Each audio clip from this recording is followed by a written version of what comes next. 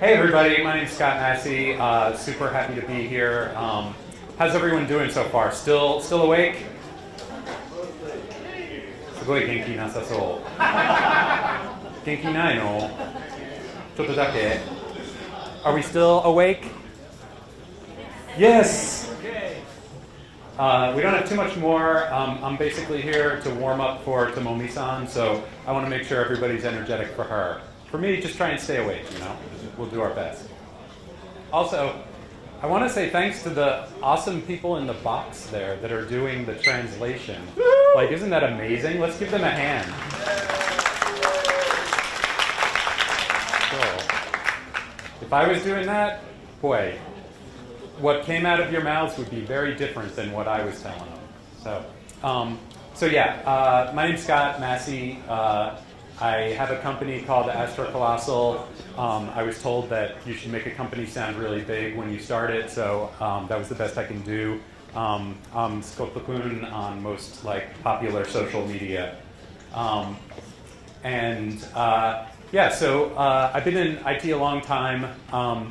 I started out supporting Linux and Microsoft servers as a sysadmin, got into kind of web performance. I'm also kind of in the Drupal world, and was supporting some pretty big sites, and then eventually moved to San Francisco from Chicago to work for a platform as a service called Pantheon, which is specifically for Drupal and WordPress sites, and we manage some pretty big sites there too, UNICEF and Clinton Foundation, and a couple hundred sites for Berkeley, and a lot of sites, basically, somewhere around 18,000 monthly active users, all of which are developers building code on our platform. So we had to learn how to talk to developers really quickly, and learn how to do it at scale too. I also kind of ran the VP, I'm speaking from a very customer successy point of view here, because that's what my role was at Pantheon, and kind of what I do now as a consultant. So I'll talk about that a little bit. And I love Jinjas, and I also love customer success and support. But all that experience in the tech world didn't really prepare me for how to work with people. I think most of that I learned prior to this, in my 20s as a bartender and working at restaurants. And I learned from a lot of really good managers, how to control people and how to manage a crowd and sort of how to make people happy. So I think what I've done, what I kind of do now is bring both of those things together, working with people and working with technical products. And so I do a lot of technical support consulting, mainly in a customer success-based framework, because I think SaaS really requires you to think about it in a customer success kind of mentality. And I spend a lot of time, I think this is all sort of communication. So I spend a lot of time teaching companies and helping companies talk to both their technical and non-technical users, which kind of falls into marketing. So that's kind of what I do. And so why am I here to talk about support? Marketing is sexy, right? Sales is sexy, right? Support is not sexy, right? Wrong. Support is very sexy, all right? So let's get that straight right away. If I come up to you and say, is support sexy? You say, yes, thank you. I think it's super important, and I want to tell you why, because mainly one big metric that's become popular recently, which is churn. Are we all pretty familiar with what churn is? So let's say we start a company, all of us here, and this company makes this awesome product. Who cares what the product is? We'll pivot later. We're just going to put out a product and sell it. And we charge maitsuki 1000 yen gurai haratte, gyaksan ga haratteru. So they're paying 1,000 yen a month, and let's say that our user base increases 10% a month, just super easy. We get that awesome blue line up there of top line revenue. But then let's say 3% of our existing users fall off every month, a small percentage give up. And then let's say 8% of our new users within 30 days say, this isn't for me, and they quit too. Look what happens to your revenue line. This is revenue you don't even see. It just goes from there down to there. And then if you drop each of those an extra point, to where 5% of your existing users go away every month and 10% of your new users go away, which is pretty conservative. Like, look at the difference in the revenue that you just never see that goes away.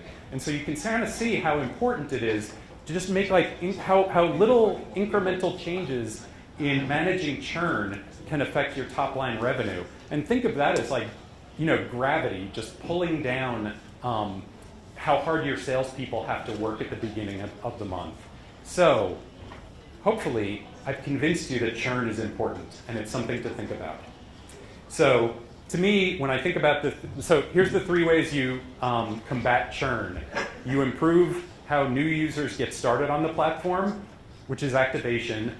You improve how you keep them on the platform, which is retention. And then maybe in this awesome fantasy world we live in, you get them to actually buy more stuff than they would have normally, which is upsell. And so those 3 things are very firmly connected to how successful your users are on the platform. And so user success is a major function of your support strategy. Like how well you manage your support, sure, the product matters a ton, but the next thing is how you deal with your users when there are issues and how you communicate back and forth. And to me, this is largely a communication problem. And that's kind of what I work with, what I try and work with people to help, and what I sort of learned the hard way. A lot of companies are kind of built like this. You have 2, I think of, I'm like a people person. I've worked with customers all my life. So I think there's 2 ways that I divide up, whether you work with people and whether you don't. And so most companies are kind of like this. You have product and engineering who build stuff, and then they hand it off to the people that sell it, which has their set of tools here, like sales enablement, technical marketing, demos, all the marketing campaigns that they do, evangelism, all that kind of stuff. Very simple. I know it's more complicated than that, but work with me here for the 20 minutes that I'm with you. So you have this over here going on, which is pretty well established. Already, you all think it's much sexier than support, but that's okay. Over on this side, this is what I want to talk about, are the tool set that we build for these people that the engineering and product handed off to over here, which are the people that actually support the product, and the tools that they have at their disposal, which is customer success, docs, onboarding, training, that kind of stuff. That's kind of what I want to go into. And I'll go into each of these in a bit. The fundamental thing that we're trying to achieve here with all of those tools that I talked about are high-value touch points.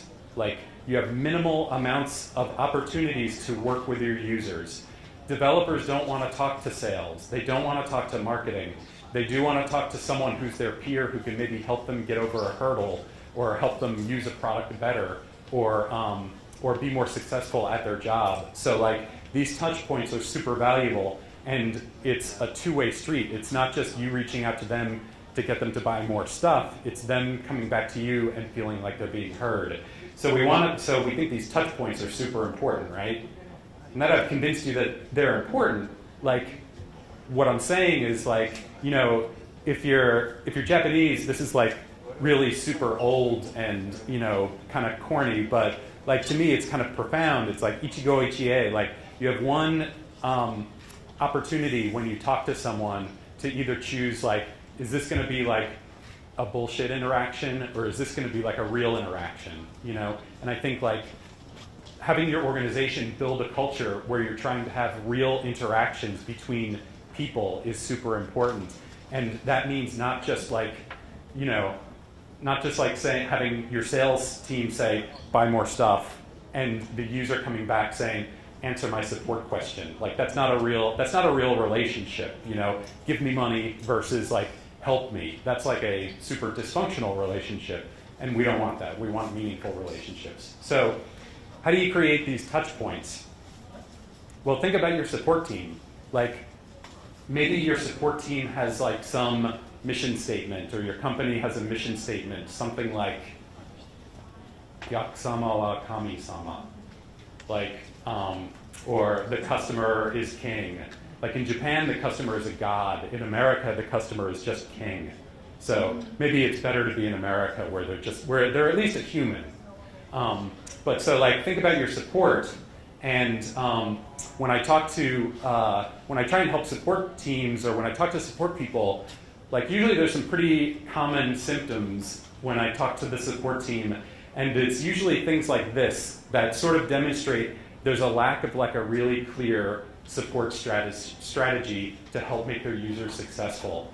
And generally, if no one talks to their support team, like no one from product or engineering talks to them, if they put them in the room with this burning pile of tires, which is their support, and say, do your best to kind of keep the fire under control, that's usually a symptom. If they're just doing the same rote procedures over and over, like copy pasta all day long, and like their problems aren't going away, that's usually a poor sign of support strategy. Can your support team fire a customer? Like, are they just required to put up with abuse? Like, all customers are not awesome, you know? Like, those kind of sayings are written generally by a C-level person who maybe has never done support in their life. So not all customers can be awesome. Some of them can destroy support teams, because I've seen it. And can they solve their own problems? Like, does support solve all of their problems, or are they always having to escalate to different departments, to engineering or to product or elsewhere? And like, are they paid drastically less than other departments? You know, like, how does their salary compare to engineering salary? So, yeah. So the results of that are not always people complain about support. Like, it's been alluded to before and there's been so many good speakers today, I meant to say that, but like someone else said, most people don't complain before they leave. They just go away. It's less than 10% will ever voice their displeasure with your product. They'll just find something else and go away. So the people that do complain are super important, and they're important to listen to. So you may not see the results of bad support in customer complaints. What you usually see is that your support team is burnt out and they quit all the time, or they move to other departments, or they go elsewhere, and there's high turnover. And you may also see like an NPS, like a net promoter score, of kind of blah, kind of medium, you know, not up, not down, not bad, not good, but just kind of in the middle. So that's pretty depressing. We don't want to talk about that too much. It's the end of the day.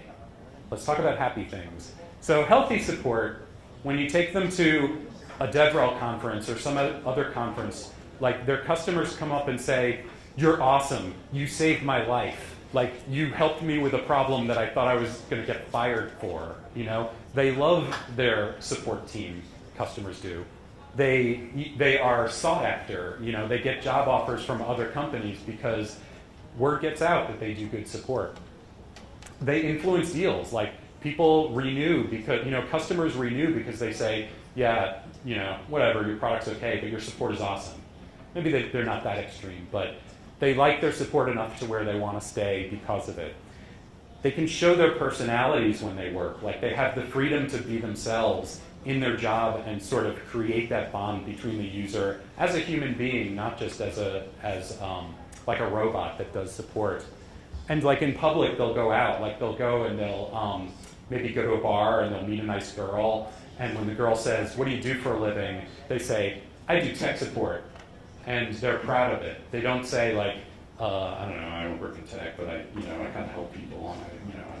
They're proud of what they do. And it'll generally show, like, higher NPS scores are generally a good kind of metric to see, like, how much they love both the product and the support that they're getting.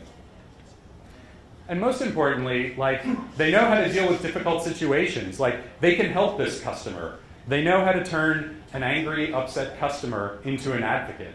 And like, if you're interviewing support people, ask them that simple question, like, how do you turn an angry customer into an advocate? And good support people can, you know. So, but it's just a matter of training and putting time and effort into it. So, now that I've discussed how important it is to have a support department, now I want to tell you, like, the secret is really that you're supposed to kill your support department. And I don't mean murder them. Don't murder your support department, but instead build programs that proactively reduce the demand for support. It's not super original, like other people have talked about it, but what I want to do is kind of clear the support's plate to help customers in a better, higher value fashion. So first, understand your users, not just who they are and how much money they have, but like how they ask for help, like the real stuff, like the stuff that you'd want to know if you were talking to them face to face, like how do they ask for help at all? Like, well, where do they get stuck? You know, what are they trying to do with the product generally? Take those characteristics and you build personas. Like maybe your marketing team already does this, but you should too after they purchase stuff, not just pick out personas before they buy stuff. Pick them out and like categorize them based on like the way that they act, what they buy, what they do, those sort of things, and build like, you know, if you build 300 personas, that's probably too much. But if you have 8 or 9 good ones that seem pretty accurate, that's a good start. Just build something simple. And personally, you may find personas in there that aren't very successful on your platform and might need direction to go in some other way, like to be brutally honest between us right here. But generally, you get some personas that work pretty good, and then you look at everything that your product does, like, you know, signing up for a product, using a product, adding a user, inviting a user, paying for it, you know, creating your first campaign if that's what it does. You create those into little journeys, like these right here. And these are your journeys. And then you take those personas and you put them here, and you build you map out the customer journeys, and then you look at where those users, where these, because like everybody here has more than one type of user using your stuff, right?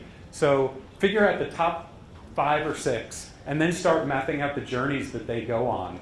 And then you can kind of see where the roadblocks are and where certain ones, the more technical ones, get stuck, or the less technical ones get stuck. And then like, we talked about onboarding. Onboarding is just a journey. Like there's one of many that they go on. Onboarding is like the first common sense one that most people realize this person needs help getting used to the platform and getting up and going. So like, build something simple. Like just get them on the phone no matter what, or get them into the right sort of lane to where they can get some kind of onboarding, and like use like verbal aikido is what it's called. Like rather than say like, according to your contract, you're required to attend onboarding. Like please don't disagree or else we'll have to take you to court. Just like get them on there. Just like, hey, I just need to talk to you for me. I need to get you into the system. It's for me. I just want to know your goals, your timelines, that kind of thing. And then when you get on the phone, just train them. Like if you know what they need to get to be successful, just get it done whatever you can, you know, however, whatever method you can.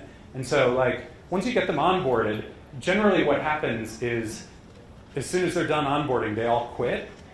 So then a new team comes on and they don't know anything about your product. So rather than onboarding them again from the start, just build a training program. You know, have your training manager look at that chart that we made earlier and look at who gets stuck in where, and start building training programs, either videos, webinars, whatever persona likes, you know, whatever method they prefer to be trained in. Set up training programs for that person to get through that journey. And then finally, like has been alluded to, write docs that don't make your users angry. Like at least set the bar that high. Like don't make them angry at you because your docs are terrible. You know, this is 2012 and I found this on the internet for a very well-known company that's advertising how much their documents suck raw eggs.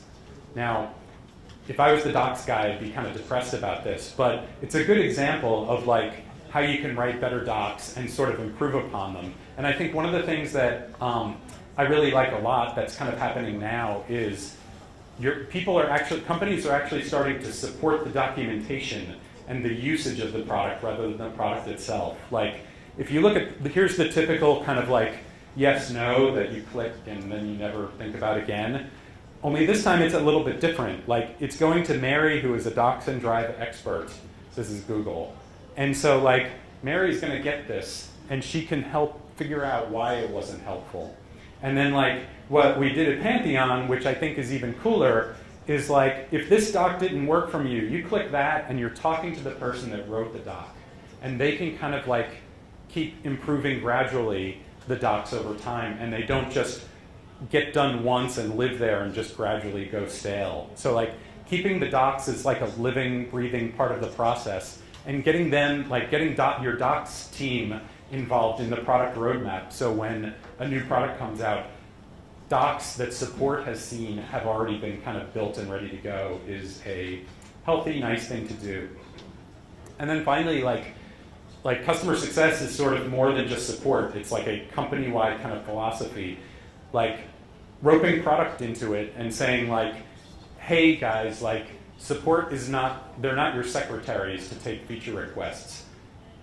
We'll put it up there on a Trello board or something, but really product needs to be talking to these people about particular use cases if support can't help them. So even if it's a Trello board or something cool like user voice, like there's different services out there that can help with feature requests and things like that to help clear the path away from support all the time. Not 100%, but get it off their plate for the most part when it's not a productive conversation and it's just playing telephone. And then remember, like your most active users are your support team. Like they're in there every day. So like how successful they are on the platform is probably a good metric as to how successful your users are on a daily basis. And make support burden part of the product feature, the product metrics. Like how many support tickets does a new feature add on? Like that's a pretty good way to tie activation and new product features to the actual money being spent to support them. So we built this awesome kind of set of tools, and we've reduced our support burden by like say 50%. You know, what should we do now? Like, should we get ice cream and eat it under a rainbow? Yes, we should. Should we fire our support team because we don't need them anymore? No, don't do that. What you should do, I think, is double down on the support training. Like, set high expectations for your support team. Get them to focus not so much on break fix, but focus on like the best practices around like why the product was designed the way it was, and the domain knowledge that is required, that kind of your users have, but as you grow as a company, you may not necessarily have within the company. Start turning them into experts, not only on the use of the product, but on the product and the domain itself. Like, it's a typical metric to measure support teams on how many tickets they can close in a certain period of time. Like, stop measuring them on that. Like, I want the support team to spend more and more time with their customers. I want them to get to know the customers. I want them to have valuable interactions. And like most people, a large part of people who have done support, who are in support now, have not done it before. You know, some have, but it's under 30%. Like when I hired people, a lot of them were freelance developers or worked at agencies or things like that. So don't assume that they know how to do support. And like even if they have the technical skills, knowing the soft skills is also not just as important. Like soft skills won't get by alone without product knowledge for sure, but soft skills play a huge role. Like when a problem gets escalated to a director or to a VP level, it's never a technical issue at that point. It's always like an emotional issue, right? Like it's always the developer recommended your product and the product's not working, and now he thinks he's going to get fired because he recommended it, and so he's terrified, and so he lashed out at the support guy, and the support guy is upset, and it sort of builds like that. So training a support person to be able to recognize users' frustration, to be able to say like, dude, I know you're upset. If I was you, I'd be upset too. You know, like, but between you and me, we're going to figure this out, and I'm going to make sure that by the end of the interaction, you're happy. Like, train your support team to be able to do that. Because, like I said, being able to recognize those situations that are not necessarily technical, but also are sort of human issues, that's how you turn an angry clown customer into an advocate, by creating that kind of human connection. And like those kind of interactions are things that like a company should try and foster and grow within their organization, because like those sincere interactions are really what creates customers for life and help reduce churn and improve retention, and also make life great for your support department, because that's important too. If they're happy, probably your customers are happy. Thanks.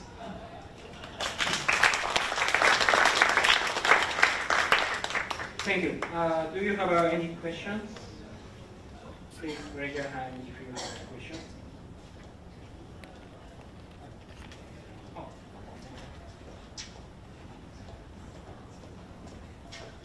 Just curious, do you have any recommendation for the United Airlines to do more customer support? Yes, when I book a flight on United, I usually have the option to select Japan Airlines, so that's what I do. That's my solution. I think the people on Japan Airlines are usually, or the people on United, like stewardesses, flight attendants, sorry, I'm over 40. Flight attendants, like I admire them, like, すごい尊敬している。そういう仕事は私はできないかも。Like helping people while they're just at their worst, like that's a skill. Like I think those people should be running support departments for SaaS businesses.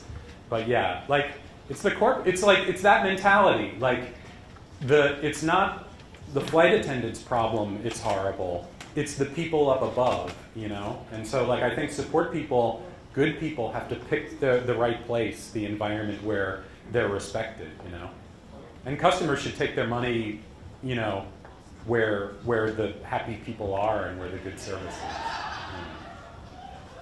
Yeah. And other questions? Thank you for today's one. So I have many customers in Japan worldwide. So in Japan, many support engineers, low salary, developer or sales consulting. So it is very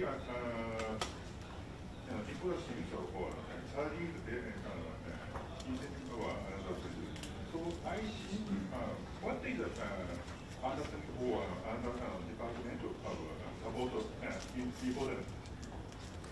What's important? I